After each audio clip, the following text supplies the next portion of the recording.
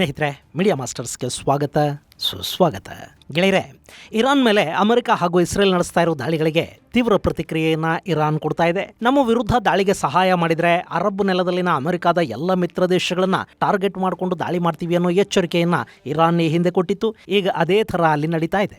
Arab Emirates, Qatar, Kuwait, Jordan, Bahrain ಹೀಗೆ Iran ತನ್ನ ಕೈ ಅಳತೆಯ ಎಲ್ಲ ದೇಶಗಳನ್ನ ಟಾರ್ಗೆಟ್ ಮಾಡಿಕೊಂಡು ಮಿಸೈಲ್ ದಾಳಿಗಳನ್ನು ಮಾಡ್ತಾ ಇದೆ. ಮತ್ತೊಂದು ಕಡೆ ಸೌದಿ ಅರೇಬಿಯಾ ಹಾಗೂ ಯುರೋಪಿಯನ್ ಯೂನಿಯನ್ಗಳು ಶಾಂತಿಯ ಕರೆ ಕೊಟ್ಟಿದ್ವು.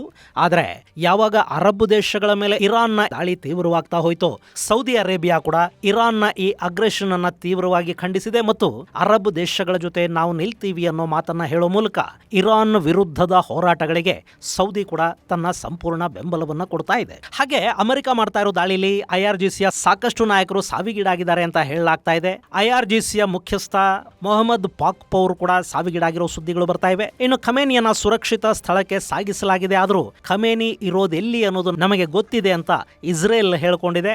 ಈ ಮಧ್ಯೆ ಸ್ಟ್ರೈಟ್ ಆಫ್ ಹಾರ್ಮೋಸ್ ಅಲ್ಲಿ ಸಂಚಾರ ನಿಂತು ಹೋಗ್ತಾ ಇರೋದ್ರಿಂದ ಜಾಗತಿಕವಾಗಿ ತೈಲ ಬೆಲೆಗಳು ಏರುವ ಸಾಧ್ಯತೆಗಳು ಕಾಣಿಸ್ತಾ ಇವೆ. ಹಾಗಾದ್ರೆ ಏನಾಗ್ತಾ ಇದೆ ಮಧ್ಯಪ್ರಾಚ್ಯದಲ್ಲಿ?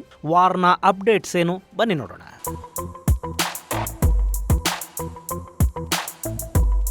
ಗೆಳೆಯರೆ, ಕಳೆದ ಒಂದು ತಿಂಗಳಿಂದ ಮಧ್ಯಪ್ರಾಚ್ಯದಲ್ಲಿ ಶುರುವಾಗಿದ್ದ ಸಂಘರ್ಷದ ವಾತಾವರಣ ಈಗ ತೀವ್ರಗೊಂಡಿದೆ. ಇಷ್ಟು ದಿನ ನಾನಾ ಕಾರಣಗಳಿಂದ ಕಾಯ್ತಾ ಕೂತಿದ್ದ ಇಸ್ರೇಲ್ ಹಾಗೂ ಅಮೆರಿಕಗಳು ಕಡೆಗೂ ಇರಾನ್ ಮೇಲೆ ದಾಳಿಗೆ ಮುಂದಾಗಿವೆ. ಅಮೆರಿಕ ಇರಾನ್ ಜೊತೆ ಮಾತುಕತೆಗಳನ್ನು ನಡೆಸ್ತಾ ಇತ್ತು. ಆದರೆ ಆ ಮಾತುಕತೆಗಳು ಫಲಪ್ರದವಾಗುವ ಲಕ್ಷಣಗಳು ಕಾಣ್ತಾ ಇರಲಿಲ್ಲ. ಇನ್ನು ಇಸ್ರೇಲ್ ಹಾಗೂ ಅಲ್ಲಿನ ಜನ ಕೂಡ ಸಂಭಾವ್ಯ ಯುದ್ಧಕ್ಕಾಗಿ ತಯಾರಿಗಳನ್ನು ಮಾಡಿಕೊಂಡು ಕಾಯ್ತಾ ಕೂತಿದ್ರು. ಗೆಳೆಯರೆ, ಇಸ್ರೇಲ್ಗೆ ಮತ್ತು ಅಲ್ಲಿನ ಜನಕ್ಕೆ ಯುದ್ಧಗಳು, ದಾಳಿಗಳು ಹೊಸವಲ್ಲ. ಆದರೆ ಇಸ್ರೇಲ್ ದೀರ್ಘಕಾಲದ ಯುದ್ಧವನ್ನು ತಡೆಯೋ ಸ್ಥಿತಿಯಲ್ಲಿಲ್ಲ. ಇಸ್ರೇಲ್ ಅನ್ನೋದು ತುಂಬಾ ದೊಡ್ಡ ದೇಶ ಅಲ್ಲ. ಅಲ್ಲಿ ಸುಮಾರು 1 ಕೋಟಿ ಜನ ವಾಸ ಮಾಡ್ತಾರೆ. ಅದರಲ್ಲಿ ಯಹೂದಿಗಳು ಮಾತ್ರ ಅಲ್ಲ, 18% ಮುಸ್ಲಿಮರು ಕೂಡ ಇದ್ದಾರೆ, ಕ್ರೈಸ್ತರು ಇದ್ದಾರೆ, ಡ್ರೂಸ್ ಜನಾಂಗ ಕೂಡ ಅಲ್ಲಿದೆ. ಆ ದೇಶ ಯುದ್ಧಗಳಿಗೆ ಎಷ್ಟು ಅಭ್ಯಾಸ ಆಗೋಗಿದೆ ಅಂದ್ರೆ ಅಲ್ಲಿನ ಬಹುತೇಕ ಮನೆಗಳಲ್ಲಿ ಕೆಳಭಾಗದಲ್ಲೊಂದು ಬಂಕರ್ ಥರದ ಸೇಫ್ ಹೌಸ್ ಅನ್ನ ಮಾಡ್ಕೊಂಡಿರ್ತಾರೆ. ಯಾವಾಗ ಸೈರನ್ ಬಾರಿಸಿದ್ರು ಸೀದಾ ಅದರ ಒಳಗೆ ಹೋಗಿ ಅಡಗಿ ಕೂತ್ಕೊಳ್ಳೋದಿಕ್ಕೆ ಸಾಧ್ಯವಾಗುವ ಹಾಗೆ ಆ ಬಂಕರ್ಗಳು ನಿರ್ಮಾಣ ಆಗಿರುತ್ತವೆ. ಹಾಗೆ ಸಾರ್ವಜನಿಕ ಪ್ರದೇಶಗಳಲ್ಲಿ ಕೂಡ ಸಾಮೂಹಿಕವಾಗಿ ಆಶ್ರಯ ಪಡ್ಕೊಳ್ಳೋದಿಕ್ಕೆ ಸಾಧ್ಯವಾಗುವ ಹಾಗೆ ಸೇಫ್ ಶೆಲ್ಟರ್ಗಳನ್ನ ಇಸ್ರೇಲ್ ನಿರ್ಮಾಣ ಮಾಡಿಕೊಂಡಿದೆ. ಸದಾ ಯುದ್ಧಗಳನ್ನ ನೋಡ್ತಾ ಬರ್ತಿರೋ ದೇಶಕ್ಕೆ ಅಷ್ಟು ತಯಾರಿ ಬೇಕಾಗತ್ತೆ. ಇನ್ನು ದೊಡ್ಡ ಪ್ರಮಾಣದಲ್ಲಿ ಮತ್ತು ಪೂರ್ಣ ಪ್ರಮಾಣದ ಯುದ್ಧ ಆದ್ರೆ ಇಸ್ರೇಲ್ನಂಥ ಅತಿ ಕಡಿಮೆ ವಿಸ್ತೀರ್ಣವನ್ನ ಹೊಂದಿರೋ ದೇಶಕ್ಕೆ ಆ ದಾಳಿಗಳನ್ನ ತಡ್ಕೊಳ್ಳೋದು ಕಷ್ಟ ಆಗುತ್ತೆ. ಹೀಗಾಗಿನೇ ಇಸ್ರೇಲ್ ಇಲ್ಲಿ ಕೂಡ ಇರಾನಿನ ಮಿಸೈಲ್ ಲಾಂಚರ್ಗಳು, ಆಯುಧಾಗಾರಗಳು, ಗೋದಾಮುಗಳು, ಮಿಸೈಲ್ ತಯಾರಿಕಾ ಫ್ಯಾಕ್ಟರಿಗಳು ಮತ್ತು ಡ್ರೋನ್ ತಯಾರಿಕಾ ಫ್ಯಾಕ್ಟರಿಗಳನ್ನು ಗುರಿಯಾಗಿಸಿಕೊಂಡು ದಾಳಿ ಮಾಡ್ತಾ ಇದೆ.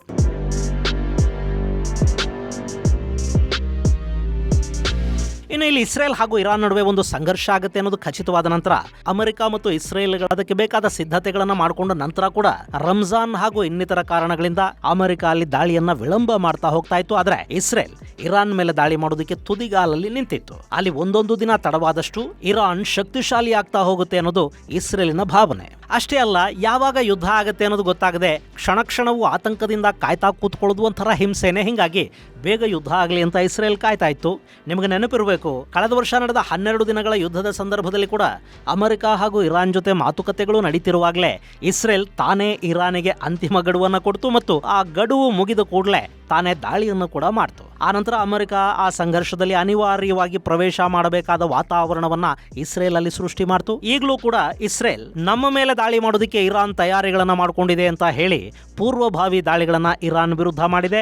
ಅದರ ಬೆನ್ನಲ್ಲೇ ಇರಾನ್ ಕೂಡ ಅಕ್ಕಪಕ್ಕದ ದೇಶಗಳ ಮೇಲೆ ಮಿಸೈಲ್ಗಳ ಮಳೆ ಸುರಿಸ್ತಾ ಇದೆ. ಇರಾನ್ ತನ್ನ ಮೊದಲ ದಾಳಿಯಲ್ಲಿ ಬ್ಯಾಲಿಸ್ಟಿಕ್ ಮಿಸೈಲ್ಗಳು ಹಾಗೂ ಡ್ರೋನ್ಗಳನ್ನ ಬಳಕೆ ಮಾಡಿದೆ. ಇಸ್ರೇಲ್ ಮೇಲೆ ಇರಾನಿನ ಸಾಕಷ್ಟು ಬ್ಯಾಲಿಸ್ಟಿಕ್ ಮಿಸೈಲ್ಗಳು ಬಂದು ಬಿದ್ದಿವೆ. ಅದರಲ್ಲಿ ಬಹುತೇಕ ಮಿಸೈಲ್ಗಳನ್ನ ಇಸ್ರೇಲಿನ ಐರನ್ ಡೋಮ್ ನಿಷ್ಕ್ರಿಯಗೊಳಿಸಿದೆ.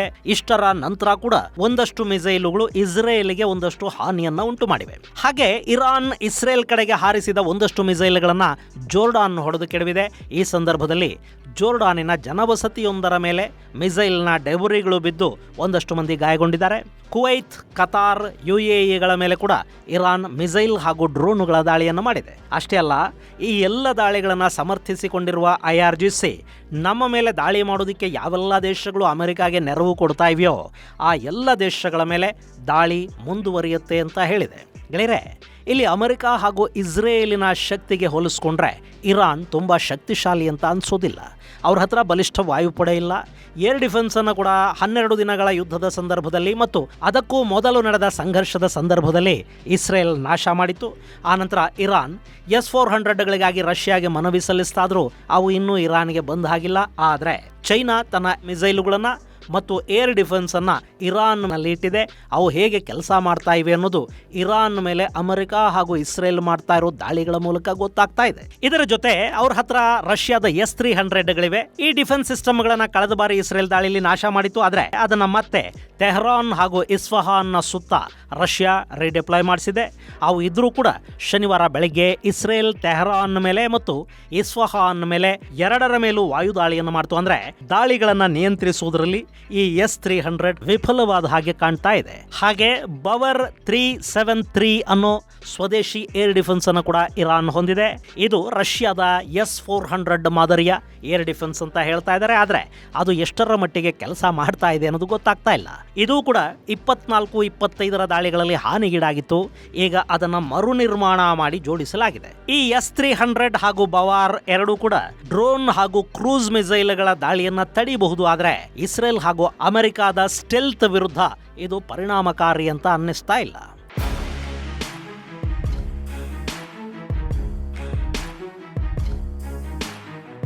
ಇನ್ನು ಇರಾನ್ ಮಿಸೈಲ್ ಹಾಗೂ ಡ್ರೋನ್ಗಳ ವಿಷಯದಲ್ಲಿ ಸಾಕಷ್ಟು ಬಲಿಷ್ಠವಾಗಿ ಕಾಣುತ್ತೆ. ಅವ್ರ ಹತ್ರ ಸುಮಾರು 1,500-2,500 ಕಿಲೋಮೀಟರ್ಗಳ ರೇಂಜಿನ ಬ್ಯಾಲಿಸ್ಟಿಕ್ ಮಿಸೈಲುಗಳು ಹಾಗೂ ಶಾರ್ಟ್ ರೇಂಜ್ ಮಿಸೈಲುಗಳ ದೊಡ್ಡ ಸಂಗ್ರಹಣೆ ಇದೆ ಅಂತ ಹೇಳಲಾಗುತ್ತೆ. ಒಂದಷ್ಟು ಮೂಲಗಳ ಪ್ರಕಾರ ಇರಾನ್ನಲ್ಲಿ 3,000ಕ್ಕೂ ಹೆಚ್ಚು ಬ್ಯಾಲಿಸ್ಟಿಕ್ ಮಿಸೈಲ್ಗಳಿವೆ.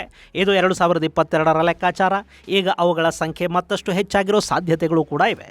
ಸೆಜಿಲ್, ಅಹಮದ್, ಗದಾರ್, ಶಹಾಬ್, ಕೊರ್ರಮ್ ಶಹರ್ ಹಾಗೂ ಫತಾಹ್ ಅನ್ನೋ ಹೈಪರ್ಸಾನಿಕ್ ಮಿಸೈಲ್ ಇರಾನ್ನಲ್ಲಿದೆ. ಇವು ಸುಮಾರು 300-2,500 ಕಿಲೋಮೀಟರ್ ವರೆಗೆ ರೇಂಜ್ ಅನ್ನು ಹೊಂದಿವೆ. ಹಾಗೆ 500-1,500 kgಯಷ್ಟು ವಾರ್ ಹೆಡ್ ಅನ್ನ ಇವು ಹೊತ್ತೊಯ್ಯುತ್ತವೆ. ಇದರಲ್ಲಿ ಕೆಲ ಮಿಸೈಲುಗಳು ಬಂಕರ್ ಬರ್ಸ್ಟರ್ ಆಗಿ ಕೂಡ ಕೆಲಸ ಮಾಡುತ್ತವೆ. ಸೊ ಇರಾನಿನ ಮಿಸೈಲುಗಳು ಸುಲಭವಾಗಿ ಇಸ್ರೇಲ್ ಹಾಗೂ ಸುತ್ತಮುತ್ತಲಿನ ಗಲ್ಫ್ ದೇಶಗಳಲ್ಲಿರುವ ಅಮೆರಿಕಾದ ಎಲ್ಲ ಬೇಸ್ಗಳನ್ನು ತಲುಪೋದಕ್ಕೆ ಸಾಧ್ಯ ಆಗುತ್ತೆ. ಇದಲ್ಲದೆ ಸಾಕಷ್ಟು ಕ್ರೂಸ್ ಮಿಸೈಲುಗಳು ಇವೆ. ಇನ್ನಷ್ಟು ಬಲಿಷ್ಠ ಮಿಸೈಲ್ಗಳನ್ನ ರಷ್ಯಾ ಇರಾನ್ಗೆ ಕೊಟ್ಟಿದೆ ಅಂತ ಹೇಳ್ತಾ ಇದ್ದಾರೆ.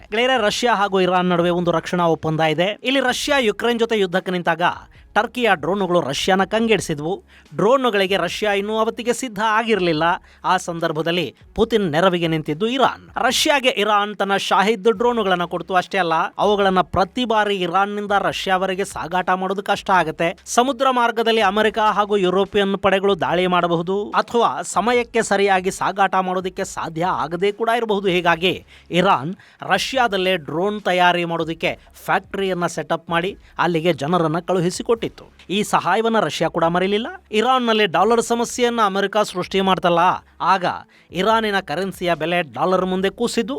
ಅಲ್ಲಿ ತೀವ್ರ ಸಮಸ್ಯೆ ಉಂಟಾದಾಗ ಖಮೇನಿಯ ಸಹಾಯಕ್ಕೆ ಪುತಿನ್ ಬಂದರು. ರಷ್ಯಾ ಇರಾನ್ಗೆ ದೊಡ್ಡ ಪ್ರಮಾಣದಲ್ಲಿ ಡಾಲರ್ಗಳನ್ನು ಕಳುಹಿಸಿಕೊಡ್ತು. ಅವರನ್ನು ತಕ್ಷಣದ ಸಮಸ್ಯೆಯಿಂದ ಹೊರಬರುವ ಹಾಗೆ ನೋಡ್ಕೊಳ್ತು. ಅಷ್ಟೇ ಅಲ್ಲ, ಇಸ್ರೇಲ್ ಹಾಗೂ ಅಮೆರಿಕಾಗಳು ದಾಳಿ ಮಾಡುತ್ತವೆ ಅನ್ನೋದು ಗೊತ್ತಾದ ನಂತರ ರಷ್ಯಾ ಕೂಡ ಇರಾನಿಗೊಂದಷ್ಟು ಮಿಸೈಲ್ಗಳನ್ನು ಸರಬರಾಜು ಮಾಡಿದೆ. ಹಾಗೆ ಚೈನಾದಿಂದಲೂ ಸಾಕಷ್ಟು ಆಯುಧಗಳು ಬಂದಿವೆ. ಅದರಲ್ಲಿ ಕ್ರೂಸ್ ಮಿಸೈಲ್ಗಳಿವೆ, ಹೈಪರ್ಸಾನಿಕ್ ಮಿಸೈಲ್ಗಳಿವೆ.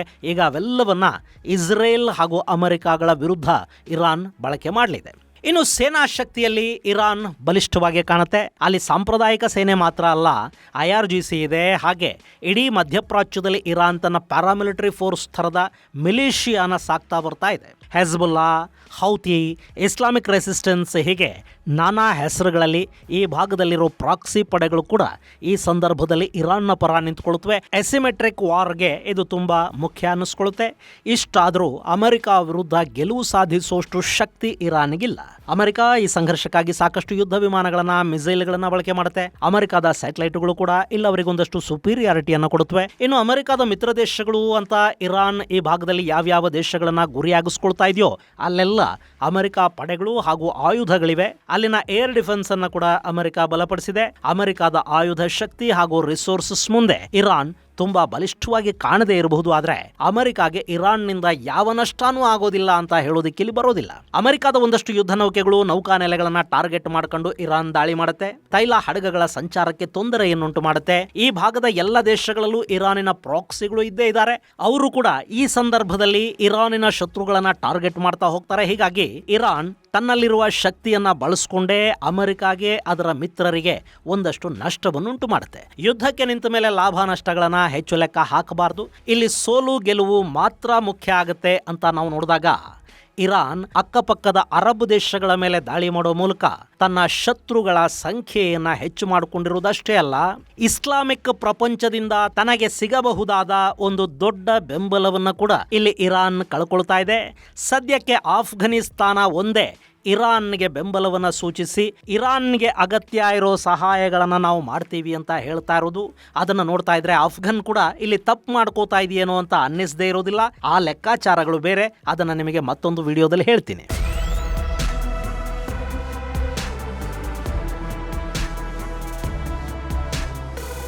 ಇನ್ನು ಇಲ್ಲಿವರೆಗೆ ಅಂದರೆ ಶನಿವಾರ ಬೆಳಗ್ಗೆಯಿಂದ ಇಲ್ಲಿವರೆಗೆ ಅಮೆರಿಕ ಹಾಗೂ ಇಸ್ರೇಲ್ಗಳು ಇರಾನ್ ಮೇಲೆ ಮಾಡಿದ ದಾಳಿಗಳನ್ನು ನಾವು ನೋಡೋದಾದರೆ, ತೆಹರಾನ್ನಲ್ಲಿ ಸುಪ್ರೀಂ ಲೀಡರ್ ಆಯತುಲ್ಲಾ ಖಮೇನಿಯ ಕಾಂಪೌಂಡ್ ಒಳಗೆ ಮಿಸೈಲ್ ದಾಳಿ ನಡೆದಿದೆ. ಆದರೆ ಅಷ್ಟರಲ್ಲಿ ಆತನನ್ನು ಅಲ್ಲಿಂದ ಸ್ಥಳಾಂತರಿಸಲಾಗಿತ್ತು ಅಂತ ಹೇಳ್ತಾ ಇದ್ದಾರೆ. ಖಮೇನಿ ಈಗಲೂ ಇರಾನ್ನಲ್ಲೇ ಇದ್ದಾನಾ ಅಥವಾ ಆತನನ್ನು ರಷ್ಯಾಗೆ ಕರ್ಕೊಂಡು ಹೋಗಿಬಿಟ್ಟಿದ್ದಾರಾ ಅನ್ನೋದು ಇನ್ನೂ ಖಚಿತವಾಗ್ತಾ ಇಲ್ಲ.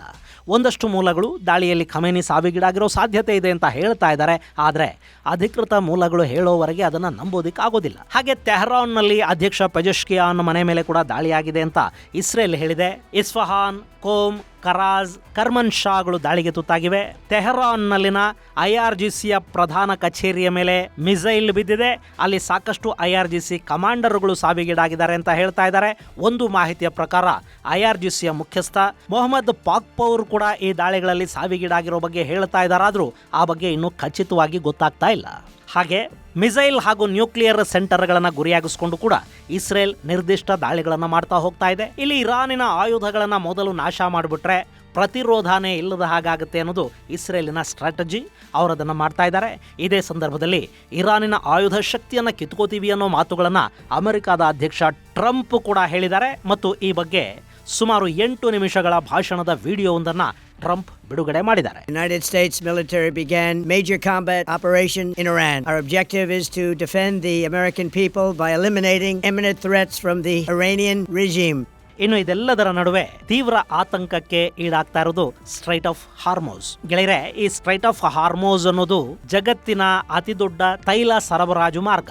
ಸದ್ಯಕ್ಕೆ ಈ ಸಂಘರ್ಷದ ಕಾರಣದಿಂದ ಈ ತೈಲ ಮಾರ್ಗ ಅಪಾಯಕ್ಕೆ ಸಿಲುಕ್ತಾ ಇದೆ. ಅಲ್ಲಿನ್ನೂ ನಿಧಾನಕ್ಕೆ ತೈಲ ಹಡಗುಗಳ ಸಂಚಾರ ಕಂಡು ಬರ್ತಾ ಇದೆ. ಇನ್ನು ಕಾರ್ಗ್ ಐಲ್ಯಾಂಡ್ ಸಮೀಪ ಒಂದಷ್ಟು ಸ್ಫೋಟಗಳು ವರದಿಯಾಗಿವೆ. ಇದು ಇರಾನ್ನ ತೈಲ ಎಕ್ಸ್ಪೋರ್ಟ್ ಹಬ್ ಅನ್ನಿಸ್ಕೊಳ್ಳುತ್ತೆ. ಇರಾನ್ ತನ್ನ ಅತಿ ಹೆಚ್ಚು ತೈಲವನ್ನ ಈ ಕಾರ್ಗ್ ಐಲ್ಯಾಂಡ್ ಮೂಲಕವೇ ಸರಬರಾಜು ಮಾಡುತ್ತೆ.